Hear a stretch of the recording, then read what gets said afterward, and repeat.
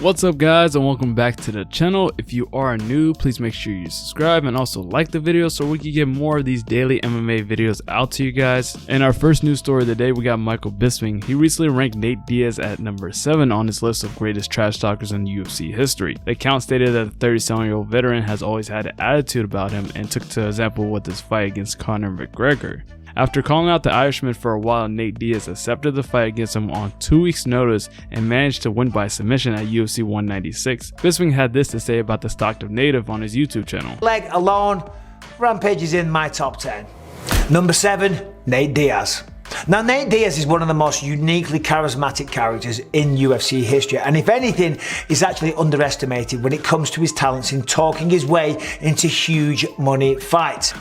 Look, Nate Diaz, he might not be the best to ever do it, and I'm just stating facts here, right? He's 4-6 over the last decade in the UFC. He fights infrequently, and he was not really competitive in his one title shot versus Benson Henderson in 2012. Not talking shit, facts. But Nate's fighting style, his swagger, and his attitude make all of that totally irrelevant. He always had an attitude and that kind of street cool to him, but when he called out Conor McGregor and then accepted the fight on 2 weeks notice and then choked out the biggest star in the sport, Nate Diaz arrived as an absolute megastar. And then he summed up the whole thing with one of the very best one-liners in UFC history. Brandon Moreno and Kai Kara France are ready to rematch tomorrow night, and Moreno sees a defined change in his opponent from the first time they fought. In a recent chat during the UFC 277 weigh-in show, the Assassin Baby said this. Nice. When you see Kai Kara France over the last 2 to 3 years, when you watch the tape and study him, what are the biggest changes from when you fought the first time to the last time? Or to now, rather? Yeah, 100% his confidence, man. He's more like brave. He has more confidence the moment when he stepped the octagon and trying to really finish the fight. And that makes a fighter like very dangerous. But man, what can I say, man? I have the same motivations. I feel amazing right now. I have, with more experience, I have just 28 years old, but I feel I've been in this sport like so long time. So man, I'm just ready to get that belt just because I know I'm better.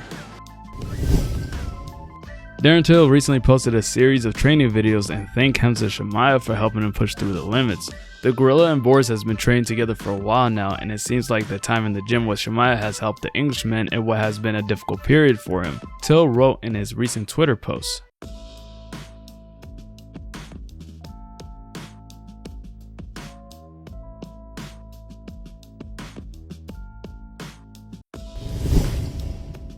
UFC welterweight Alex Morono has given his say on the highly anticipated clash between Nate Diaz and Khamzat at UFC 279 this September. Khamzat being Nate Diaz's last fight. You know what? I wish there was just a consistent story on the matchups. You know, I just watched a Dana White press conference after the Contender fight this morning, and he was like, booking fights with Nate's not as easy as you think. I think that's a fun fight to watch. I think everyone wants to see Nate kind of go out, you know, against like another vet, against a fight he can win. Because I mean, look at the odds. No one's giving him credit to win. But it is Nate. You know, it's not going to be the easiest fight in the world. But I think Khamzat could easily out wrestle, and I think that's what we'll see. So like at one, you know, on one end of the coin, you know, one side of the coin, it's not the most competitive matchup. But 2, it's also Nate. He'll be main eventing. I'm sure he'll be making a couple $1 million for that fight. So same thing, good for him. It's kind of a strange matchup. They're like feeding one vet to a up-and-coming guy. But, you know, what are you going to do? It's the fight game. It's not a nice business. UFC bantamweight champion Aljamain Sterling continued his war of words with TJ Dillashaw, accusing him of concocting experiments with his body. Sterling drew parallels to Ivan Drago vs. Rocky from the 1985 film Rocky IV. In a new video on his Funkmaster MMA YouTube channel, Sterling mocked his upcoming opponent, who was suspended by USADA for violating the UFC anti-doping policy, by saying this. Take this guy out, and I'm going to be more than prepared, more than ready.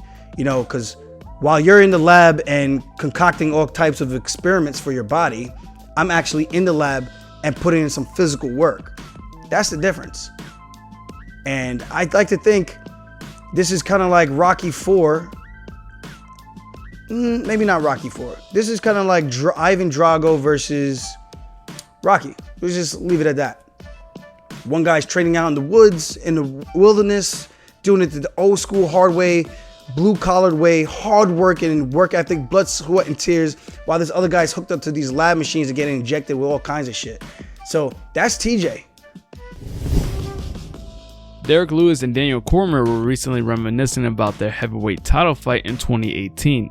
On a recent episode of the DC Check-In, Lewis discussed his upcoming fight at UFC 277 against Sergey. He also spoke about regaining his motivation for training and so much more. It's all good though, man. What I do remember about that fight though, I've never been hit harder in my life. You gave me a black eye and I was holding your leg up. Yeah. And then I had knots all in my arm from the jump kick things you be doing. Mm-hmm. You need to start doing that again. Yeah, I am. You don't really do that too much no more. Why? Shit, wear you out. It do get you tired though, don't it?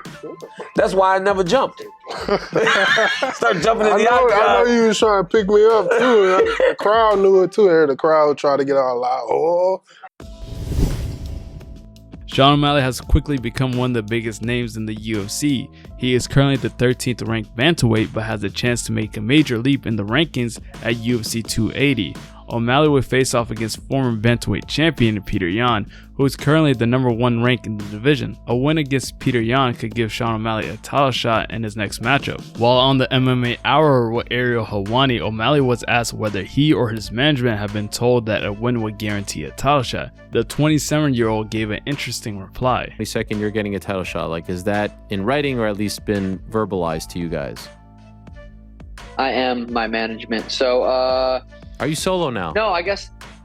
Yeah. Solo dolo. Oh wow. You know, no middleman. No one taking a random percentage for being a middleman. I do all my own deals, and shit gets done right. So. Can I ask about that? Can I follow up? I'm fascinated by that. Why do you? Go ahead. Are you just curious? Like, why do you feel? I actually think it's an interesting take on things, especially with the way the UFC likes to, do business. Why do you feel like that's best for you? Well, say UFC gets a sponsorship deal, and then whoever handles that at the UFC, they're like, oh, this UFC wants Sean O'Malley, I'm going to go to his management, and then their management takes 20%, 15%, whatever, just to tell me about the deal. Not to do anything, just to say, hey, UFC called, you want to do this deal? I'm like, sure. It's the same thing, with fight pay money too. It's like, you want 15% of my money because you did what? No, that ain't happening. Oh, you want some of the bonus too? Yeah, not happening. It just makes sense. I personally enjoy doing all the business side of things. So there's some fighters that are probably like, fuck that. I don't even want to look at that stuff. You take care of it and I'll give you the percentage. Like there's people like that. 100 cool. I like to be a part of my deals. I like to be directly in communication with all my brand deals, the UFC specifically, just everyone. I don't want any miscommunication. That always seems to happen when there's an extra voice in the middle.